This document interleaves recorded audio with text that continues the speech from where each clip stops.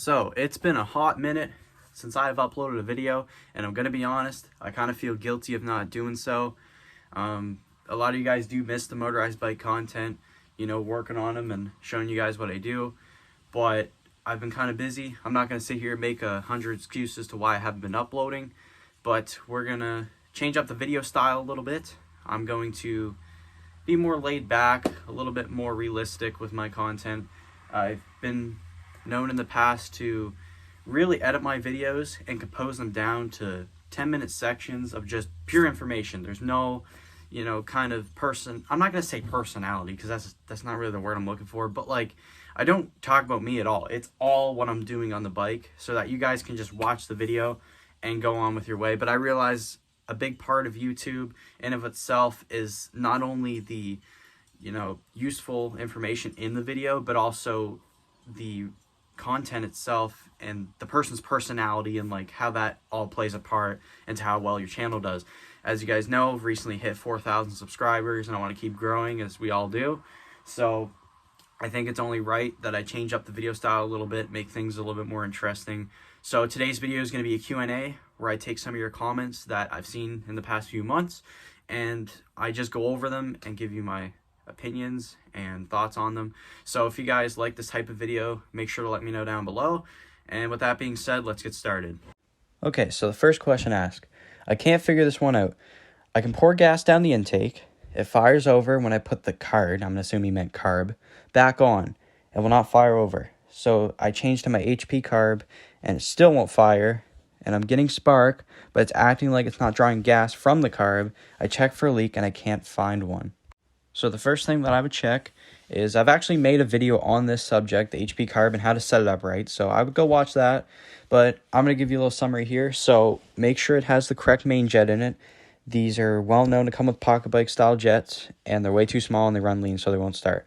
If you already have that figured out and it's still not running, the way to tell that your throttle is set up correctly is you're going to pull it all the way back and it's going to pop the choke. If it doesn't do that, you need to look into it. You kind of have to just fiddle around with the top cap. It's annoying, I'm not going to lie. You want to make sure your fuel screen, where the fuel inlet goes in the carb, is not clogged. Your needle and seat is not sticking. There's only so many things that can go wrong, and you're just going to have to play with it until you figure it out. But there's not a whole lot I can say to that one. Second question. I've seen chainsaw guys epoxy the intake to solve this. I've always found reed valves to cause quite a big restriction for airflow. So this was on my TS400 video that I basically gave a quick overview on how I built it and stuff. And to sum things up, the epoxy in the intake I don't agree with, because using epoxy in the case is okay. I've done that before. It doesn't get that hot, so it can't come off. When you do it on transfer ports, when you do it on intake ports, that inside your engine, I'm not talking about the outside, I'm talking about the inside, can get to like 400 degrees. The JB weld was not intended to not only handle the vacuum of the engine, constantly pulling on it, but also the heat. So it causes expansion, and that JB weld could actually break off and go into your cylinder. I've seen this firsthand with my buddy's engine. So I would not recommend doing this. Also, the reed valve, he talks about, you know, having a big restriction. I did it more for efficiency than power. I just wanted something that flowed the carb really well. It didn't have any pushback, like where the fuel spits out the air filter. And that's a big problem with saw builds, believe it or not. The ones that I don't have the reed on, they do clog the filters a lot more, and I do have to, you know, wash the gas out. It's quite annoying, I'm not going to lie. And you also do get better fuel mileage in result to that. So that's why I run the reed. Here's our third comment. This guy says, I got bad news for you. You did all the work with the porting, but you would get little benefit with a restricted muffler on it. It will need to run loud as hell to make extra power. Check out this YouTube channel, which the link doesn't work, by the way. He test runs a 49cc two-stroke without a muffler chamber on it, mini bike, dot, like period, and with a factory muffler. So basically what he's getting at is an engine makes more power without the muffler on a two-stroke. I'm going to have to disagree, because in my experience, like, I've done top speed runs with GPS and 0 to 30s and stuff, and it's not really a big difference like you would think it is. And I have a really well-flowing pro circuit, and I have the cheapest freaking muffler you could find. And as long as they're both free-flowing, like if you modify the stock one and you cut the internal stinger out, you drill holes in the cap, whatever you got to do, it works just as good as any other muffler. It's not going to sound as good, but as far as performance itself goes, it really doesn't matter that much. So this guy talks about usually younger tuners, in quotation marks, are atrocious to watch work on engines. This is amazing, knowledgeable, well-explained video, very scientific methods. Keep up the good work. I'm going to have to agree with you on this one. When I watch a lot of guys my age, they're very immature and they just do it purely for entertainment purposes. When I make a video, I try to break it down and simplify everything as easy as possible and make it easy for a new guy to watch, but also somebody that's more experienced can also learn a thing or two. So I try to cover a wide range there, but I do appreciate the compliment. This guy asked, good video. He's curious, have you been monetized? I actually have. So back in probably January or February, around there, I finally got all like the information stuff required. Believe it, there's a lot that goes into it to actually get monetized and start making money. Up until that point, I was making nothing on YouTube. So I purely did it out of my goodness of my heart to like give you guys information on motorized bikes because I love them that much. And now that I'm making money, I'm just putting that money back into the channel, building engines with that money, modifying my bikes, keeping them going, putting gas in them. So it's going straight back into the bikes. I really don't buy that much like other stuff. So I hope that answers your question. So here we have a pretty relatable comment here. He talks about the 21 millimeter carb works great when you spend enough time on it, which is very true. I run a PWK currently, and you say it needs time to catch up. That is because of the lack of the vacuum pull due to small displacement. Go with a 19 millimeter. So he's probably talking about the Dolordo carb, which I do have one of those, and it's a great little carb. Basically, the problem is when you have something like the 21 millimeter, there's so many adjustments to like mess with that you never know if you have it set up correctly. Also, that Minarelli, it doesn't have pedals on it. Well, it does, but the pipe's in the way, so I can't use them. So the low end kind of sucks because I can't get momentum.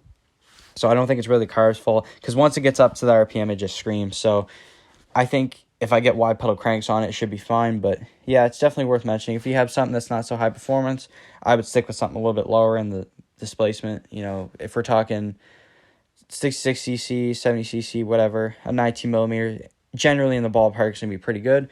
However, mine's case rated high performance. I did the 21 millimeter. It's really all what you're trying to go for. The way mine's geared, it works pretty well with 21 millimeter. If you're going to have a small sprocket, it may not work so well. It may bog down. You guys get the gist of it. Let's move on here. This person states, small block Mopar, thumbs up. Small block Chevy, number 1. I'm going to break it down into two things. The reason I think that small block Chevys are so popular. One is there was a lot more of them made. And two, the aftermarket availability of parts and them being cheaper makes things easier too. Because like $10,000 in a Mopar or a Ford doesn't get you as much power as $10,000 in a Chevy. And it's because every performance part, because they're mass produced, they can make them cheaper.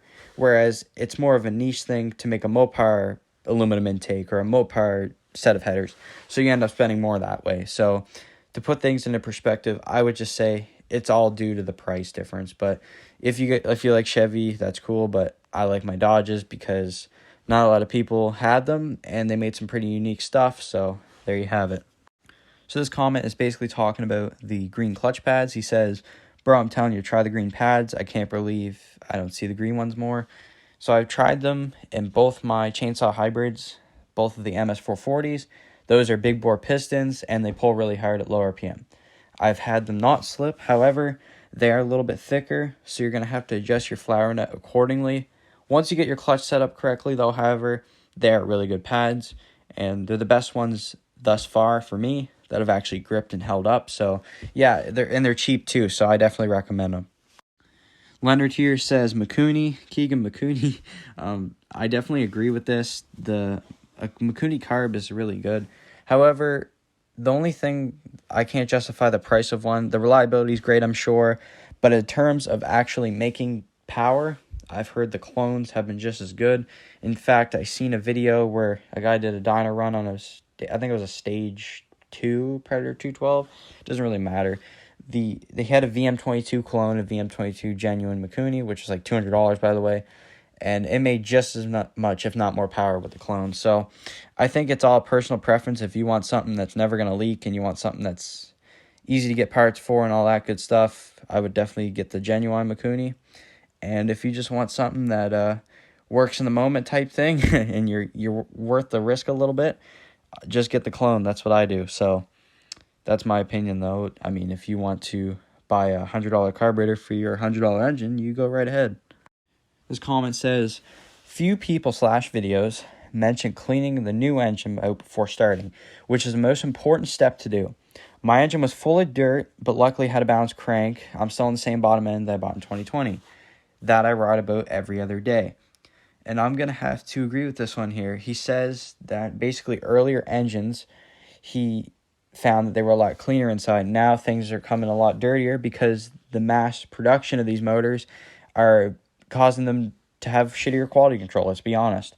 And when you get a bottom end, there's a good chance that it's going to have machining, casting flakes, things from the tooling.